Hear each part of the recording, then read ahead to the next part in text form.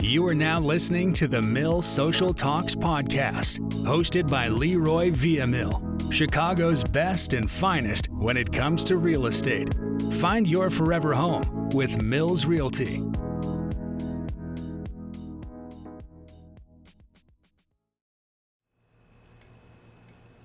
Hello again, this is Leroy at Mills Realty. You're listening to the Mills Social Talk, or this is our podcast. Today we have a special guest on, Mr. Irving Loundy from Devon Bank. And Devon Bank is one of the banks that I work with all the time in order to get my loans completed. So since Mr. Irv is in the office, we wanted to kind of bring him on and tell us a little more about Devon Bank and what we do. Devon Bank is a great bank. What I can tell you about Devon Bank, they've always closed my loan, and I use them whenever is possible.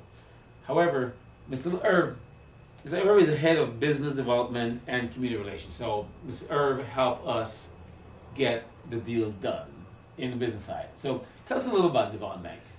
Well, Devon Bank was chartered in 1945, and the Loundy family reopened the bank after it had been closed by the state in 1953. Oh, it was closed by the state? Yes. Yeah, okay. And then the Loundy family stepped in, bought the bank, and reopened it. So it's been under Loundy family management since 1953. We're working on our third generation of Loundys, as David Loundy is now our chairman of the board. He was preceded by his father and his grandfather since 53. I've been with the bank a few years, since 1958. I'll let you figure out how long that's been. It's a long time. But, so it's really, I feel, part of an institution that is reaching out and trying to be helpful in the community wherever we can. The advantage of a community bank is we're here. All our decisions are made here. We can't do everything for everybody, but we certainly will make that extra effort. And I think this is what defines our bank. The willingness to go that extra step for you to help you resolve your issue. If we can't solve it directly, we'll try to find a source for you to get your problem solved. We can't promise everything all the time for everybody, but we will make that effort. That is what distinguishes Devon Bank from other community banks. We're active in the community. We support it, and we're on the boards of a number of community activities, community committees, and we live here, and we work here. So we're involved in community. And I think you won't find that with a lot of banks. They're 9 to 5, and try to find them. We're here. I will meet with anybody, anytime, if there's a legitimate reason and a good cause to be working for to help resolve an issue. This has been something that I've done for many, many years. We're still old-fashioned. You know, it's like the old days, doctors made house calls. I have occasions where I have some customers that need to have a house call. It's easier for us to come to them than it is for them to come to us. There you go. So it's a matter of trying to know who your customer is, what their needs are, and how you can help fill those needs with the least inconvenience to your customer. Well, the one thing I like with Devon Bank is it's really local. I mean, and as you mentioned it, you guys really go ahead and do whatever you can. And one thing that drew me to the bank too is the diversity of the bank. I don't think you have. That's not something that you see in a lot of banks. You have this diverse group of people who speak many different languages. We're very proud of that fact that we speak probably somewhere between 25 to 30 languages. 25 to 30 languages on the bank. So that means we're not all speaking the 25 to 30 languages. But you have someone that does that. Right, and the thing is, if we distinguish what language the person speaks, we'll try to call somebody else in one of our branches that speaks that language so that we can help this person. You have to be able to communicate with people if you want to help them. If you can't communicate with people, you can't really help them. I'll tell you a little story about communication. Years ago, we were trying to get a cleaning force to clean Devon Avenue, and through the Chamber of Commerce. And people would come, we'd explain the job, they wouldn't show up the next day. Finally, a man comes in, didn't speak any English. I tried talking with him, tried to mention different languages, looking for a reaction. Nothing. So finally I grabbed his papers, and he's got the name of a social worker. So I called the social worker. I said, I have a gentleman here that looks like he wants to go to work, but I can't speak with him, or I can't communicate with him. He said, well, if you can't communicate with him, send him home. So I said, you know what? If I could communicate with him to send him home, I could communicate with him about the job that we want him to do. There you go.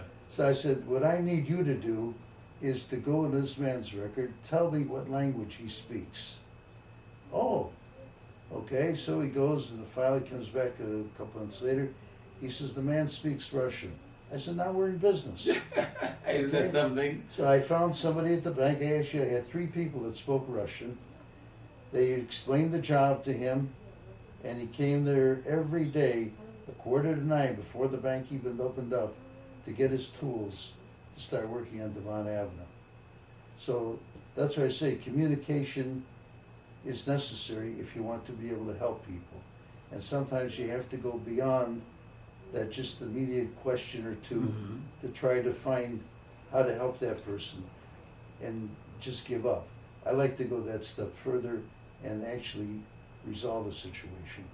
And I think that's really cool, and that's one of the things that I liked about the bank. They really try to help you no matter what. They try to help you get to the bottom of what you. I mean, I work with Gabby, and so I see how hard she works to get the job done. Yes, she does. And Gabby will go to bat for you to get it done. So I like that. She's a perfect example of what I'm talking about. Okay, so she gets it done, and she's my go-to person when I need anything at the bank. I'm like, Gabby, I need this. She's like, okay, cool. She got it. And she's always there for me. Yeah. That's one thing I like. And that's the way it should be. That's the way it should be.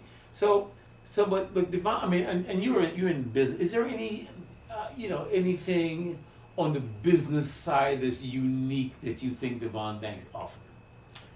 Well, the one thing we do that no other bank around here does, and that's we specialize in Islamic loans. Yes, I did. I'm glad you mentioned that. We did a loan like that. Yeah. And for a small community bank, a growing community bank, we're able to perform that service in I think about 17 states, where there's a Muslim population that requires that type of a loan.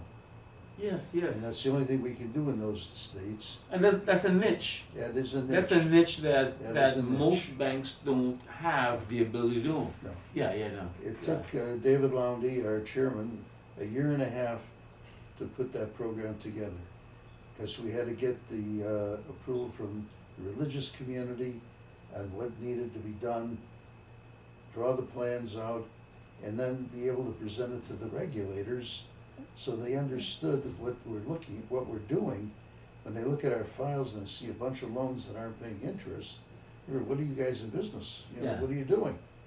So we had to clarify that, get the approval of the regulators, and now we're probably among the top 5 lenders in the country for Islamic loans. Yeah, because and I witnessed that personally when I think it was late last year. I had a client who went through the process. One of the loan officers there, and so we bought a condo down the street right there in Rogers Park. So I witnessed this person. So that's a niche that Devon Bank has that 99% of banks don't have. Right. And and the reason this came about was we had a customer come to us and explain that he had this need, and we set out. David devoted a lot of time to put this thing together to make it happen. And as long as we're going to be doing it, there aren't very many others that are doing it. Let's see if we can expand this and really make it worthwhile, for all the time that's spent. So we've spent a lot of time putting it together, a lot of times promoting it. We have people working in different states to help accommodate the processing and getting new business. And it's something we're very proud of that we accomplished that. So that's a part of the business development and the community relationship. Well, it's meeting the need of a community. Right. Okay? And that's what we're all about. We're a community bank. And if we can't serve our community, then what are we really doing? You know what? I wish more banks would think like that. Well, you don't have to worry about them. Come to us. No, well, for the people who don't have Devon Bank in their backyard, you know what I'm saying? Well, because a lot of folks are gonna be watching this, seeing it, listening to it. So for those who don't have the bank, it's like Leroy. Today, the concept of banking has changed considerably. You don't see as much traffic coming into the bank. A lot of it is done electronically. True. Okay, so we're not further away from you than your phone. Well, you know what? Thanks for clarifying that. We can still give you good service, even though you're not right around the corner from us. That's true. Everything's online. We can get you into a network of ATMs where you won't be charged because we're part of a network that we don't charge each other as customers. So this gives us a little bit more of an opportunity competing with some of the bigger banks that have branches all over the place with ATMs. Okay, hold on. Just explain that just for so Devon Bank has about how many locations? We have 3 locations. Okay. 3 retail locations. No, I'm talking about just in Illinois here or just all over? No, the others are basically loan production offices Okay. in other states that specialize only in Islamic loans. They don't do any other service. Okay. But what I just want to go back to what you said. You said you can get us, I'm going to say us because I'm a part of the bank, into ATM that does not charge you. Right. We belong to a network where we don't charge each other's customers. Okay. So that makes up for the competition from the larger banks that have ATMs all over the place. Oh, okay. So, and you know what? I think that's something that we'd have to expand about a little bit because I normally just use Devon Bank's ATM. I don't really go out of network. But we can tell you, you give us a location where you're at, we'll tell you where the closest ATMs are to where you are working or living. Gotcha. So that makes it easier for you to be able to use those ATMs without a fee. Okay. You know what? I'm glad to know that because I would normally go back to the bank because I know, most other bigger banks will charge a fee, and so I've always used to using my location as much as possible. Right. But I'm glad that, and that's something that maybe we'll put out there to say next time, maybe you come on or something like that. We could we can, or maybe if you know some of those networks, you can share with us. Yeah. We can look up or give you the link to look up the locations that are near you or in the path that you normally would travel.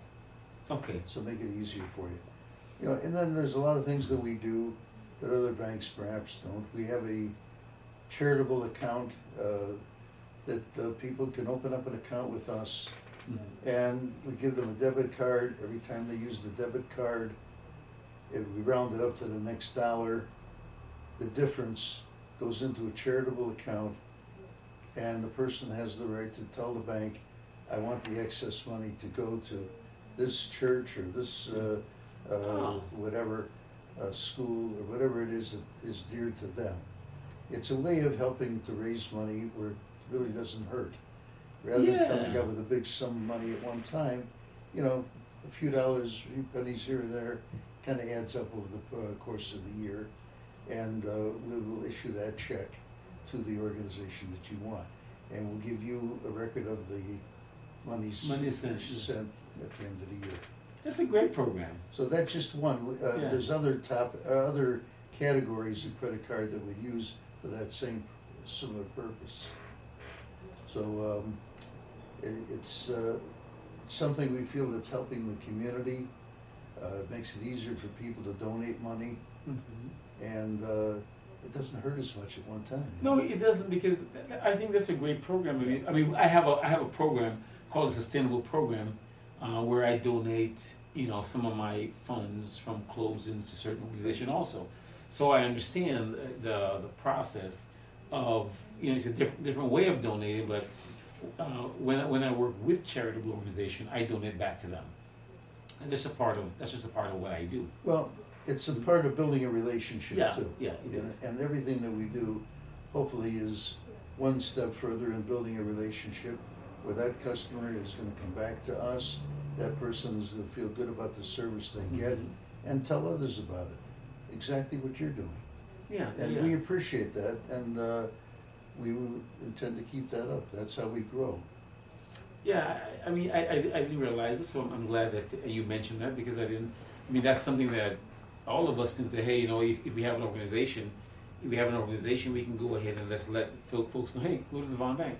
Right. And go to Devon Bank and you will donate to your charity, my charity, or whoever charity. Now, I guess basically once they open an account, they have that charity listed. Would that be correct?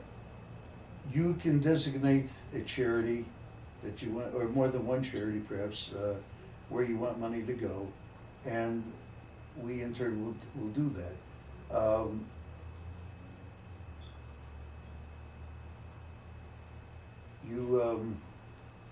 You can designate it, or you can leave it at the discretion of the bank. Okay. To give it to a charitable organization. Sure. And if we do, it'll probably be something in the community. Yeah, because of course, you're in Rogers Park, right? And you try to be as much a help. You're the president of the Rogers Park.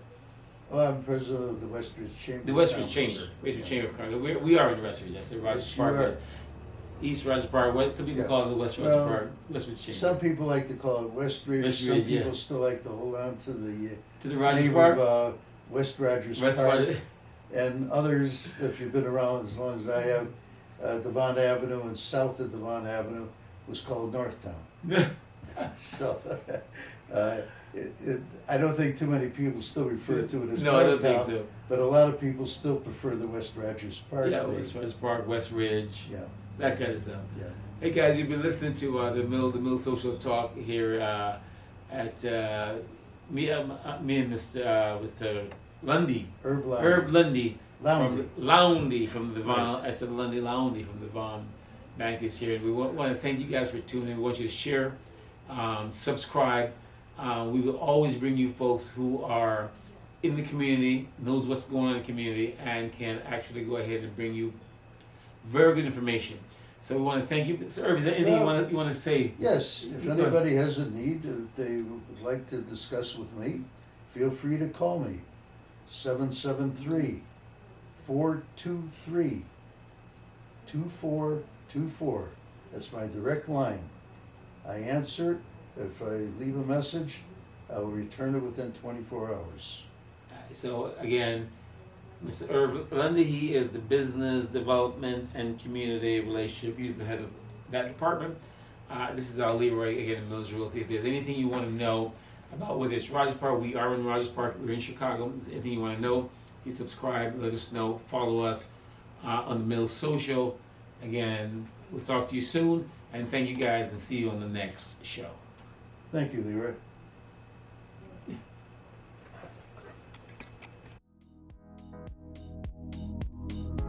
Thank you for listening to the Mills Social Talks podcast. Remember to follow this podcast on whatever platform you desire. Episodes are released weekly, and if you enjoyed participating, please follow us at The Mill Social.